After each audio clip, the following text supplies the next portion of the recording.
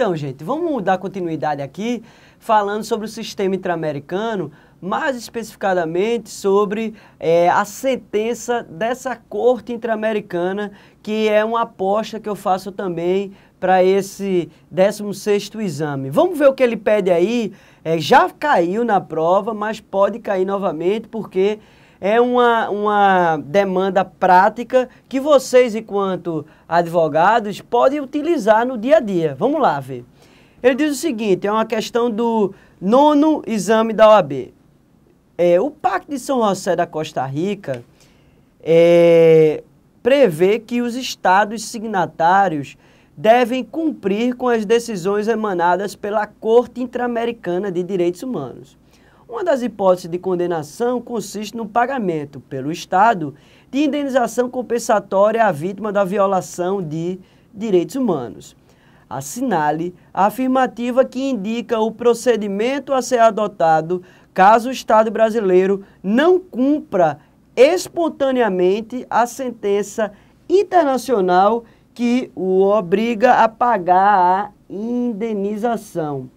Pessoal, o seguinte, o Estado, quando ele é condenado pela Corte Interamericana, ele tem o dever de cumprir espontaneamente essa decisão.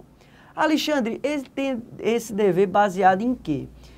É o seguinte, baseado primeiro no princípio do pacta sunt servanda, ou seja, que os pactos devem ser cumpridos, é um princípio internacional do direito internacional público, e que os estados, quando se comprometem em ratificar tratados e convenções internacionais de direitos humanos, eles têm o dever de aplicar isso na prática. Vale frisar que o Estado ele não é obrigado a aceitar a jurisdição da Corte Interamericana. Ele voluntariamente ele se submete a essa jurisdição.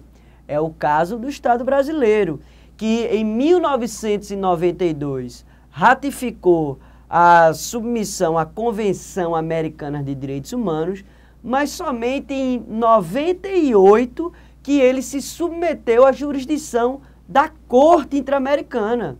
Então o Brasil, como acontece com os Estados Unidos, o Brasil poderia não aceitar a jurisdição da Corte e, não aceitando, não estaria submetido à análise de casos por esse órgão.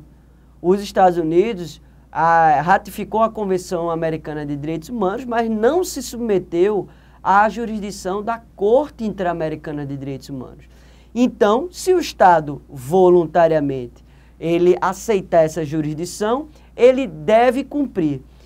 Internamente, cada país ele vai fazer um processo de cumprimento, de execução dessa sentença internacional. E é o que a questão quer saber.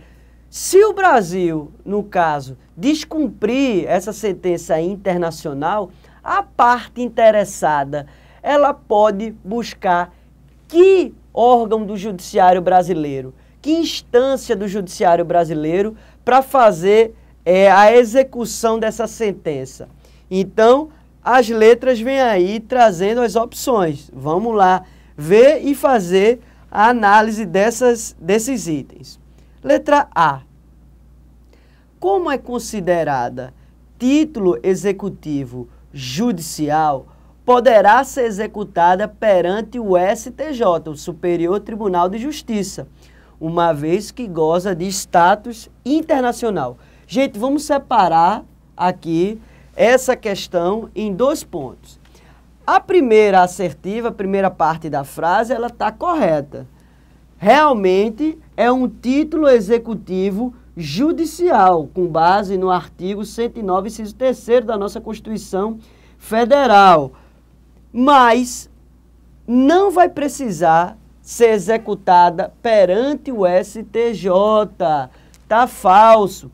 Gente, volta aqui para mim, Homero. A sentença de um organismo internacional não pode ser confundida com a sentença de um Estado estrangeiro, ok? vamos separar esses dois conceitos. A sentença de um organismo internacional não precisa passar pela homologação do STJ, porque quando o Estado brasileiro ele ratificou a submissão a esse organismo internacional, essa ratificação já passou por um processo de validação interno, passando pelo Congresso Nacional, passando pela sanção da Presidência da República, que já fez essa análise de compatibilidade com a nossa legislação interna. Nesse sentido, não precisa o organismo, a instância do judiciário, fazer essa análise de compatibilidade com a nossa legislação, porque isso já foi feito quando o Estado brasileiro ele se submeteu à jurisdição dessa corte, quando ele se submeteu à Convenção Americana dos Direitos Humanos e quando ele se submeteu à jurisdição da corte. Esse processo de submissão passa pelo Congresso Nacional e passa pela sanção da Presidência da República, ou seja, já tem uma análise de compatibilidade com a nossa legislação interna. É diferente de uma sentença de um Estado estrangeiro. Uma sentença de um Estado estrangeiro que, por exemplo, condena uma pessoa na área civil ou na área criminal, ela vai precisar passar pelo âmbito de validade do STJ, porque a legislação estrangeira precisa ser analisada se ela é compatível com a nossa legislação interna, a nossa legislação local. Nesse sentido, não precisa o STJ fazer uma homologação de um organismo, de uma sentença de organismo internacional, todavia vai precisar fazer uma análise de homologação de uma sentença de um Estado estrangeiro, ok? Beleza? Então, não confunda. Então, essa sentença de um organismo internacional, ela vai passar por uma vara da Justiça Federal, ok? Ela vai ser tramitada como se fosse uma execução contra a Fazenda Pública, nos termos do artigo 730 e 731 do CPC, e ela é um título executivo judicial que vai ser executado perante um juiz federal de primeira instância. Qual é o foro? O foro do domicílio da vítima, lógico, para evitar um custo adicional de execução dessa sentença. Imagina se fosse executado na primeira vara da Fazenda de Brasília e a pessoa morando em Pernambuco. Como é que teria todo um custo operacional para ir lá em Brasília, protocolar, ficar monitorando lá em Brasília? Então, o que é que a doutrina entende? Que a vara da Fazenda seja a vara da Fazenda do domicílio da vítima, para evitar exatamente empecilhos na tramitação desse processo de execução, ok? Então, vara da Fazenda Pública perante a Justiça Federal, a União é quem vai estar no banco dos réus, certo? É a União, não é o Estado nem o município, é a União que vai estar no banco dos réus, ok? Beleza? Então vamos ver a letra B de bola. Como é considerada título executivo judicial, poderá ser executada perante a vara federal competente territorialmente. Exatamente isso. Letra B é a correta, ok, gente? E vamos lembrar, o foro competente é o foro do domicílio da vítima, ok? Letra B, correta.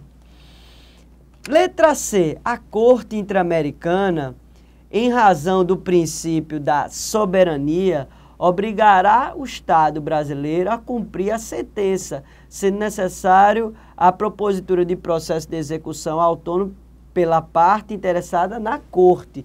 Gente, dois erros aí, é o princípio não da soberania, é o princípio do pacta sunt servanda, e esse processo, ele não vai ser executado perante a Corte, como a gente viu, vai ser perante a vara federal do foro da vítima, ok? Vai ser na Justiça Federal, primeira instância, onde vai ser executado essa sentença, ok? E o trâmite é como se fosse uma execução contra a fazenda pública. Letra D.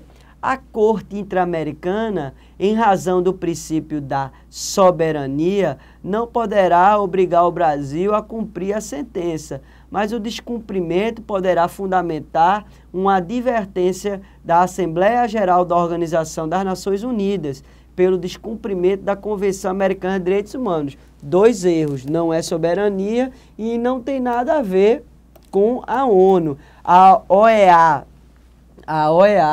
Organização dos Estados Americanos, é diferente da ONU, ok? A OEA é diferente da ONU, são órgãos totalmente independentes, autônomos, que um não tem hierarquia sobre o outro. Então não cabe um descumprimento de uma sentença no âmbito da OEA, a pessoa vir questionar no âmbito da ONU. Não tem nada a ver, ok? Beleza? Falso. Também a letra D de dado, beleza? Então, no próximo bloco a gente continua.